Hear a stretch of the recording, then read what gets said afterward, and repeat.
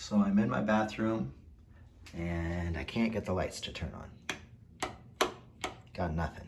First thing I'm gonna do is go over to my circuit breaker panel and see if I've got a trip breaker. And sometimes when these trip, they'll kind of be halfway and you gotta push them all the way off before they can go back on again. That should have fixed the problem, but if it didn't, we're gonna go ahead and look for a GFCI outlet, most likely in the bathroom. And the red light is on this one, so you can see that it's tripped.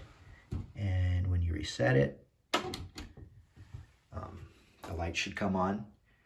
And really, if they did wire it this way, this outlet should be in the bathroom, but it really could be in an adjoining room or really anywhere in the house or even the garage, depending on who wired your house. So you'll want to look everywhere and see if you can find an outlet that is tripped.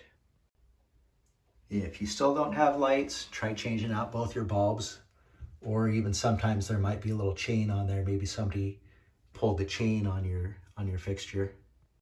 All right, well, I hope you got your lights back on and this video helps, and have a good day.